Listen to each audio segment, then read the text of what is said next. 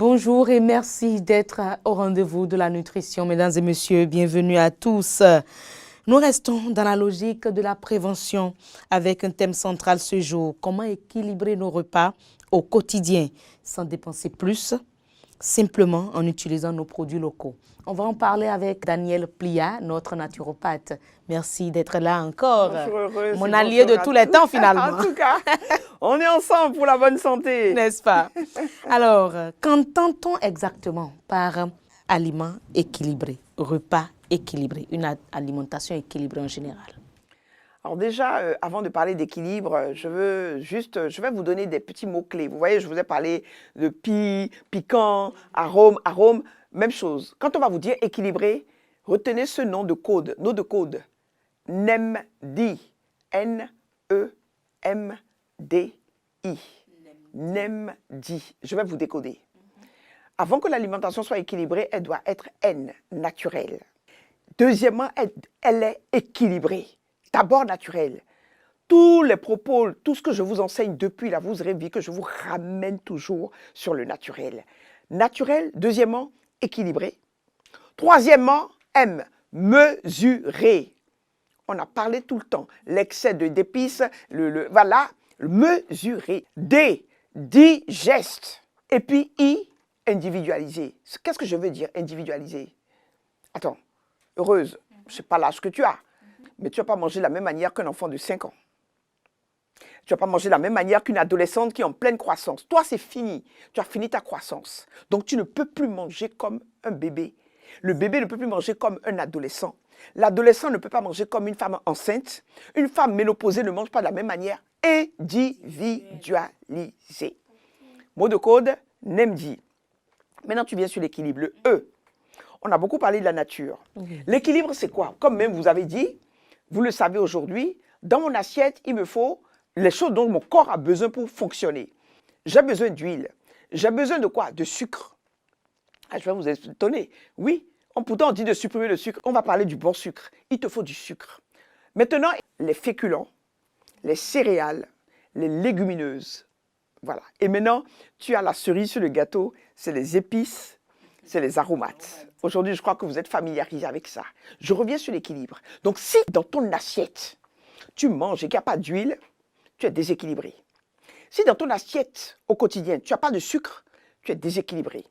Si dans ton assiette, tous les jours, tu n'as pas soit une céréale, donc du riz ou du fonio. Maintenant, on parle de pâte alimentaire. Moi, je ne suis pas pâte alimentaire, je suis mon riz. Restons même dans un environnement béninois. Je parle de mon sorgho, je parle de mon fonio. Je parle, voilà, nous sommes sur des céréales ou des féculents. Féculents, c'est manioc, patate douce, les tubercules. Donc, manioc, patate douce, igname, taro et tout ce que vous savez. Et maintenant, les légumineuses, c'est le haricot, le pois chiche, le voanzoun, les lentilles. Voilà l'équilibre. Et le dernier élément qui va venir se rajouter à cela, les acides aminés, c'est-à-dire la viande. On appelle ça les protéines animales. Animales. Oui. Moi, je vais vous dire, mon père, il était végétarien. Il ne mangeait pas de viande, mais il avait besoin de protéines animales. Donc, il mangeait les succedanés, il mangeait les œufs, et il mangeait les petits poissons à Roivilla. On les lui faisait secs et il en mettait, sinon il ne tenait pas, fonte musculaire. Donc, nous avons besoin de protéines animales. Végétarisme éclairé. Donc, si cet homme-là n'est pas dans ton assiette tous les jours, tu ne tiendras pas. Écoutez-moi bien, vous ne tiendrez pas. Déjà, le petit déjeuner du matin, qu'est-ce que tu prends? Si tu n'as pas un bon équilibre, tu ne vas pas tenir. Eh bien, je vais te dire quelque chose, tu n'as pas besoin de thé. Hein. Tu n'as pas besoin de café. Hein. Le café, c'est une déformation. Le café, tu shootes ton cerveau. Tu as besoin d'une bonne plante. Tu as besoin, comme je t'ai dit, de sucre. Mais le sucre, tu le prends où? Eh bien, je vais te donner la recette. Dans les fruits. Et tu me prends un fruit. Un fruit. Arrête-moi les salades de fruits. Un fruit. Si c'est la saison, et en plus les fruits naturels, c'est la période des mangues, une mangue. Période de l'ananas, un ananas. De la papaye. Je mange ça. Maintenant, je vais prendre le niveau 2, nos bouillies. Oh oui, nos parents, nos grands-parents avaient trouvé les secrets de la bonne santé. Parce qu'eux, quand ils mangeaient ça, ils étaient au champ et ils labouraient et ils tenaient jusqu'à midi. Donc, ils n'avaient pas besoin d'aller prendre du pain. Ils ne prenaient pas de pain. Et le pain, même si c'était le pain à base de manioc, je dirais bravo. Mais moi, je dis aux gens, je fais aujourd'hui mon pain avec du sorgho.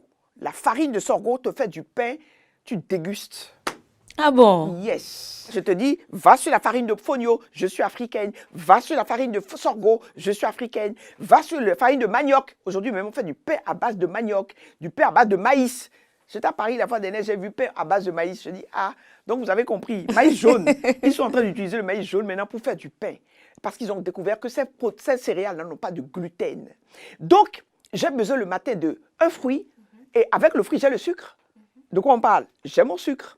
Je prends ma bouillie, mais quand je prends ma bouillie, je descends la semaine, je ne prends jamais 2 fois la même bouillie. Le matin, le lundi, tu prends Aclui, d'accord. Le mardi, tu vas prendre 1000. Le mercredi, tu vas prendre sorgho. Le jeudi, tu vas prendre fonio. Le vendredi, tu vas prendre tapioca. Le samedi, tu vas prendre la poudre jaune, néré. Et puis le dimanche, tu fais une bonne bouillie de riz. Qu'est-ce que je viens de te dire? Tu as traversé toute la semaine, tu as mangé local et des aliments nutritifs, mais tu n'as pas répété les mêmes choses. L'équilibre, c'est ça. Je varie. Et dans tout ça, nous avons les glucides, les lipides, les protéines et consorts. Dedans, il y a des protéines. Si tu analyses tous ces céréales-là, elles ont des doses de protéines, mais à faible dose. Mais le matin, tu peux prendre un œuf. Mais moi, généralement, les enfants, quand ils sont en pleine croissance, je leur donne des œufs. Parce qu'ils ont besoin de grandir. Mais quand tu passes la quarantaine, diminue un peu l'œuf. Donc, j'ai besoin de ma bouillie. Et maintenant, je vais manger ça avec quoi? Là, je ne rajoute pas le sucre. Le sucre, d'accord, c'est une invention des Blancs. Parce que dans mon fruit, il y a du sucre. Le sucre blanc que vous rajoutez, et même le sucre roux, soit vous disant, mais surtout pas de miel. Pas de miel dans les bouillies. Parce que le miel, tu vois, il est aussi des collants. Oui. Quand tu veux le mélanger avec bouillie, il va te donner de la colle. Le miel dans les infusions, infusion de citronnelle, infusion de quinqueliba, nickel. Mais pas en mélange avec les bouillies. Donc, je n'ai pas besoin de mettre du sucre. Mais là, où est-ce que je prends mon sucre? Je vais prendre les fruits secs. Dattes, ananas séché, papaye séché, mangue séché, coco séché, banane séchée. Eh, l'Afrique est trop riche. C'est-à-dire que quand tu prends ta bouillie, là, tu prends un fruit séché, tu as la sensation de sucre. Je te dis, tu carbures. Quand tu as pris ça à 8 heures, il te tient sur 6 heures. Wow. Parce que tu as reçu l'huile, parce qu'il y a de l'huile dans les fruits secs. Tu as reçu ce qu'il faut. Donc, le petit déjeuner du matin, je ne sais pas, est-ce que les femmes peuvent m'entendre? Vos yovo doko ou vos pâtés que vous faites le matin, que vous prenez avec les bouillies, c'est un faux deal. Et encore, si vous le faisiez avec les bonnes huiles, je dirais bravo. Si vous le faisiez avec des farines locales, je dirais bravo. Vous savez que la farine de pois chiche, à Zingokui, elle permet de faire du tali-tali, elle permet de faire des yovo doko. Yes. Et puis, dans le nord du Bénin, il y a le mansa que les femmes du nord font là. Elles le font avec du maïs. C'est très bon. Tu peux le faire si tu as vraiment besoin de manger des beignets. Évite les beignets à base de blé. Or, c'est ça que nous faisons. Et puis, prends du bon sucre le matin, pas de sucre blanc, pas de sucre blanc. Maintenant, quand tu arrives sur le repas de midi, tu arrives sur le repas du soir, le même équilibre. Tu as besoin. Les fruits, c'est pas ce que les Blancs nous ont appris. Les fruits, tu ne les prends pas après le repas, tu les prends avant le repas. Au moins loin des repas, au moins 30 minutes avant le repas. Et puis, là maintenant, là, tu t'amuses avec les pâtes. La pâte de mil, la pâte de sorgho, la pâte de télébol, la pâte de fonio, une bonne pâte. Idéalement, mange la pâte à midi plutôt que le soir. Oh, les Béninois, c'est la pâte le soir. Après, tu vas dire, je ne dors pas bien, je suis fatigué, je ne suis pas la pâte le soir. Moi, je suis mangeuse de pâte, mais la pâte, là, c'est à midi. Et maintenant, je change les sauces. Tu as descendu la semaine, tu as mangé de la pâte et de la sauce, mais jamais les mêmes pâtes et les mêmes sauces. Je les assaisonne avec les bons aromates, avec les bonnes épices, et je mange une protéine. Et les meilleures protéines, ce n'est pas les protéines des viandes bovines, porcines, viande de bœuf, viande de porc que vous aimez malheureusement, mais je dis, bon, ces viandes-là, quand tu as passé la trentaine, il faut arrêter. Par contre, les bonnes volailles. Équilibre, je ne parle pas des volailles congelées. Je ne parle pas des gros poulets. Tu me laisses ça. Petits poulets bicyclettes de nos fermes là. Tu peux en manger 1 ou 2 fois dans la semaine. Le poisson, ah ouais, vie, je le fais sécher ou frit ou braisé ou grillé. Okay. Je mange des œufs. De temps en temps, si j'ai des bonnes huîtres, mais j'évite les crabes. J'évite les crevettes. J'évite les crabes et je mange bien équilibré dans mon assiette. Dans ma sauce, écoutez-moi bien, équilibre là. Mantenjan, je mets la croix rouge dessus. Si quelqu'un est en train d'écouter mon émission et qu'elle voit ça, qu'elle prend le mantenjan qu'elle renverse. Parce que dans le mantenjan là, qu'est-ce que tu mets? Maman, la peau du bobet, crabe, wagashi, poisson fumé.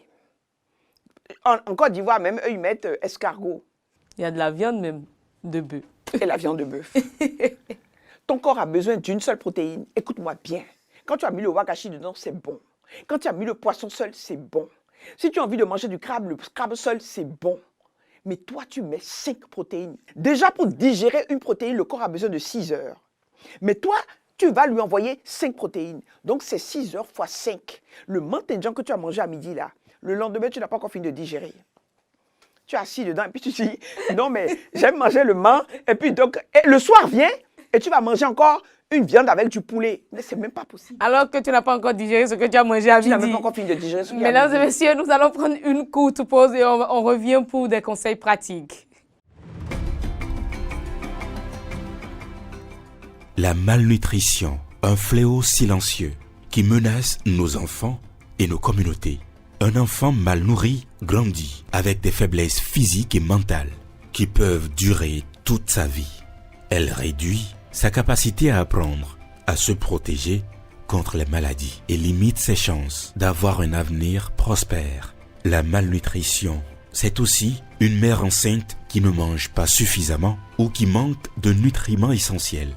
Ses conséquences, un bébé avec un faible poids de naissance, des retards de croissance ou des risques accrus de maladies. Mais il est possible d'agir avec une alimentation équilibrée, du maïs, du manioc, des légumes, des fruits, des poissons et des légumineuses. Nous pouvons prévenir la malnutrition.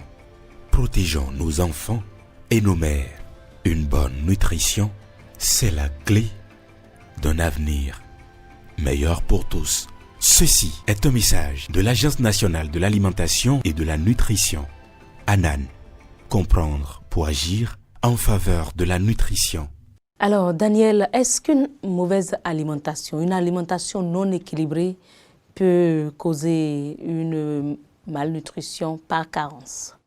Exactement. Tout à l'heure, j'ai décomposé comment l'excès, malnutrition par excès, pouvait avoir des conséquences dramatiques et on voyait sur les maladies qu'on appelle les maladies métaboliques, en premier lieu le diabète, l'hypertension, l'obésité et tout. Mais maintenant, il y a la malnutrition par carence. C'est comme je t'ai dit, j'ai expliqué tout à l'heure, parce que quand il n'y a pas d'équilibre, il y a déséquilibre. Et la carence est un déséquilibre. Je vous donne un exemple, la personne qui mange un enfant à qui vous donnez que des bouillies de maïs dans la petite enfance, il va développer le kwashiorkor, les maladies, trucs avec un gros ventre et tout.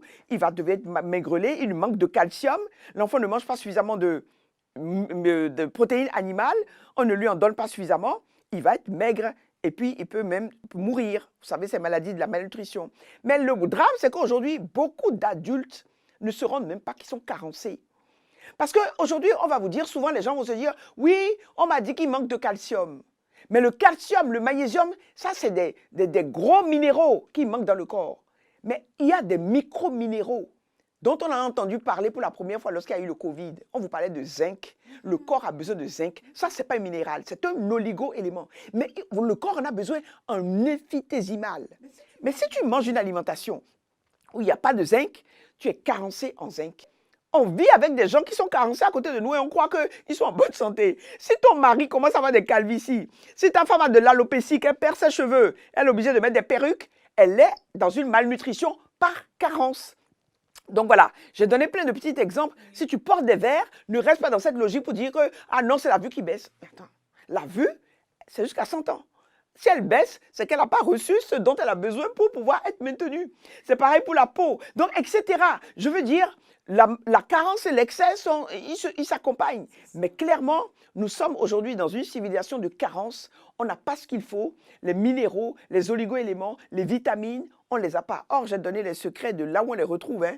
C'est dans notre alimentation quotidienne, dans la manière de les cuire, dans la manière de les gérer et dans la manière de les varier.